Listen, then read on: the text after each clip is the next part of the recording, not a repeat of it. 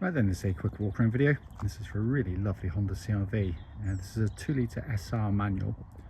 Car's covered just 56,000 miles from new. Full service history. I think it's 10 recorded services from memory, and it is in beautiful condition. Go around the car for you. It's a bright sunny day. As I always say, I always do the videos in the shade, not to hide things, quite the opposite, so you can actually see anything. Otherwise it's just too glary. Professional photographer told me that once, and I'm certainly not a professional photographer. Front of the car, really clean. Lights and lenses clear and intact. There's no cracks or condensation there. Bonnet, can't see a stone chip anywhere on there. I'm sure there must be something, but nothing that jumps out. Near side of the car, absolutely crisp down the panel work. So clean. Near side front alloy, absolutely fantastic. Panels just got a really crisp look about them. There's a rear again, absolutely fantastic. Back again, very clean. It'd be hard pushed to find one as nice anywhere.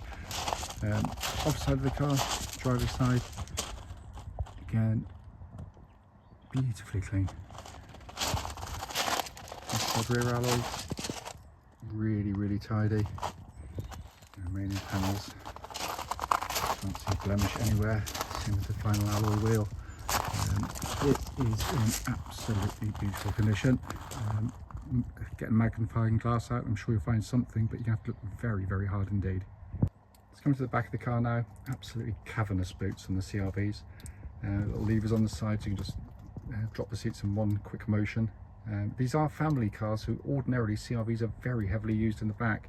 Yeah, this one has hardly ever been used. And coming to the back of the car, you can see the amount of legroom you get. It's absolutely amazing. I'm 6 foot tall, and the front seats are set for me, so I'm not cheating, quite the opposite. And I can sit behind myself comfortably with room to spare.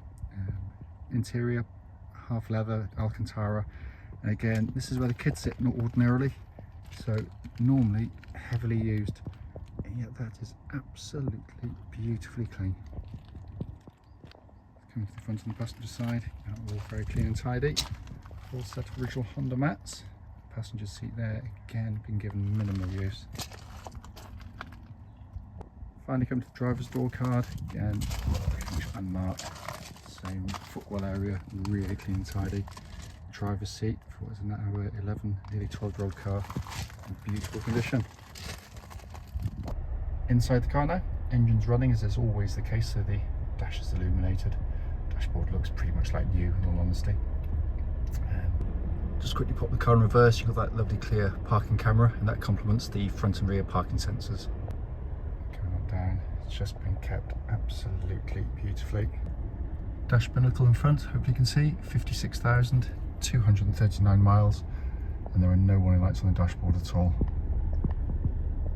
Finally, just to show you, owner's manual, pack and lock and wheel nut key, all here and present with the car. Right then, this is a quick road test video, and this is for a Honda CR-V 2-litre SR manual. Car's registered RJ63TLZ, and mileage just 56,239.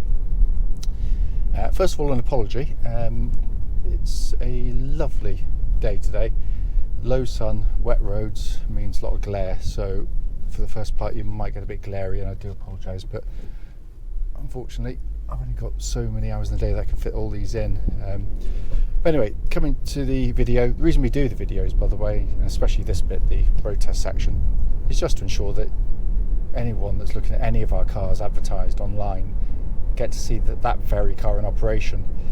And the reason we've always felt it important is because it's hugely frustrating to travel any kind of distance, actually, to go and see a car which can look perfectly good in a photograph or description, but only to get them find out it's actually got an obvious fault that shows up when you drive. So that's why we do it. Also done on these very quiet country roads in this beautiful part of Gloucestershire. This actually forms part of the road test route we take our customers on, and the hope is, of course, it'll be representative of what you'd feel yourself should you go on a drive in the car. So coming to the car, low ownership, full service history. You're going to expect it to drive nicely, and it does. It feels as tight as a drum. twist the key, engine starts instantly and settles to a smooth, even idle. There are no warning lights on the dashboard at all relating to the engine or any other part of the car, and temperature gauge is running as a third, which is exactly where it's meant to be on a Honda vehicle. Honda, as I always say, build the best four-cylinder engines in the world, for lots of reasons. You know, there's this is where it's going to get very glary, I do apologise. The Honda's renowned for their reliability, durability of their engines, and this engine is no different in that regard. It is the toughest and most reliable engine in its class. They're cam and chain driven, so there's no cam belts to worry about. But more than that, in lots of ways, is just how it actually operates. It is so sweet-natured, docile, tractable, powerful, economical. It does everything wonderfully well. When you do put your foot down and accelerate, you're met with a muted snarl from the intake, and it's a lovely sounding engine actually, as Hondas generally are. But where you don't get that coarse, thrashy engine note, which you get on so many of their cars, when its competitors' cars, when you sort of push on a bit. It's a sign of wonderful engineering. Honda, you know, they're fanatical about this kind of stuff, and it's a masterpiece. Engine then feeds through into the clutch and gearbox. Clutch on the car bites exactly where it's meant to. Gearbox, 6-speed manual, one of the best gearboxes you're going to use. First of all, the positioning of the gear lever is perfect ergonomically. Your hand just falls to it. The angular plane, when you change, again, absolute perfection. But it's the engagement. It's short in throw. It's got a precise kind of snappy action to it. It feels, as it is, just beautifully engineered, and that would go into most of its competitors, you know, more sporty cars. You know, it's that good a gearbox, and that feels also exactly as it would have done when it was new. There's zero wear in it. Then coming on to the steering and chassis. First of all, steering track's absolutely dead straight. There's no vibrations at this speed or any speed up to the legal limit. But it's what Honda do really well. The steering's nicely weighted. It's not horribly overlight, which a lot of its competitors are. But when you go through corners like this one, you just turn in, minimal movement. It's quite quick, it's precise, it's accurate, and the chassis flows beautifully with it. Now, this is, as I always say, this is fundamentally, it's a family car, but it's actually trying to do two things which are very hard to achieve. Because it's a taller car, quite often you've got to spring them a bit harder with the shock absorbers so they don't roll around too much, but then you end up with a jittery, hard ride. What this manages to do is give you a really compliant ride, very comfortable indeed. But when you do go through the corners, you go through with it relatively flat, unless you're really pushing on hard. But the body control is absolutely brilliant. It flows the corners wonderfully well on some very challenging roads, and you know, we own one. You know exactly how good they are on sort of the Welsh roads, where some of our family are, and it is brilliant, absolutely brilliant. Worth pointing out, there's absolutely no clonks, rattles, anything from underneath the vehicle. It's all in fine order. Just going to give the brakes a bit of a press. Again, perfect. What I'm looking for is any kind of pulsing or vibrations coming back through the brake pedal that, you know, shouldn't be there. And again, it's all absolutely spot on. So I'm just carrying a bit more speed than just because I like to sort of pick up on any kind of, you know, potential issues or otherwise, but it does drive absolutely beautifully, this thing. Finally coming inside the car, first thing you notice by its absence is sort of rattles and squeaks. They're beautifully put together cars, really well made. Honda don't go for flash, generally speaking. They go for, you know, what the car's designed to do, and in this case, yes, to ferry kids around, and that can be quite a tough task when you've got kids sort of kicking things, scratching things, knocking things, getting it dirty. So they make it easy to clean, easy to keep together, but they use good materials and they bolt them together beautifully well. You also, when you get in the car, you notice how good the visibility is. Everyone that drives a CR-V says the same thing, that they thought they're going to be intimidated by it, but they're not if they're coming from a smaller car. It kind of it feels very easy to place on the road. Low dash line, huge wing mirrors on either side to help you with sort of manoeuvring and lane changes.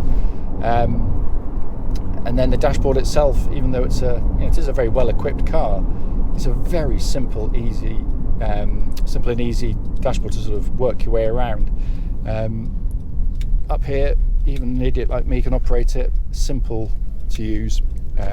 Radio, DAB as well. It's got your Bluetooth for your telephone. It's still got a CD player, which I love.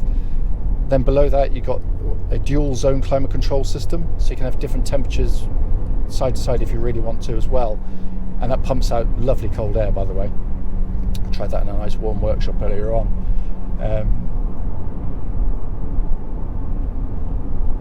Sorry, I had a feeling it was going to pull out, but he didn't. Good. All of the switchgear, if you twist something, press something, you're greeted with that really high quality damped feel that Honda give you on all of their switchgear. Dashboard in front, simple, crisp, white on black dials, beautifully displayed. And then he's got this lovely leather bound steering wheel to finish it off. Finally, this is a four-wheel drive version of the CR-V, albeit there's no buttons to press. It does it all for you. It's completely automatic. Honda, when they first launched the CR-V back in the mid-90s,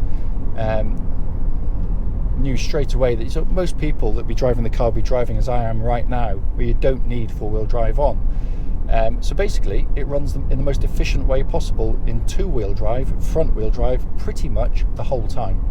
Only if it needs to go into four-wheel drive will it do so, and it does it and reacts far more quickly than you ever could, because it's done via the traction control system. So if the front wheel starts to lose grip on snow, mud, ice, whatever happens to be, it brings in the rear wheels to give you four-wheel drive absolutely seamlessly, and it is brilliantly effective. The advantages of the system are hopefully fairly obvious. You're going to get through your tyres less quickly, you're going to use less fuel, but also you put far less mechanical stress through the vehicle as well than something that's running permanently. So much so, as I always say, I've been selling these things for nearly 3 decades now, and we have sold thousands of them. And I genuinely can't remember putting a spanner on the four-wheel drive systems on any of them, so it is a very robust system. As I said at the start, and I apologise again for being a bit glary, the point of the video is just to pick up on any issues. I can't find anything. It drives absolutely beautifully.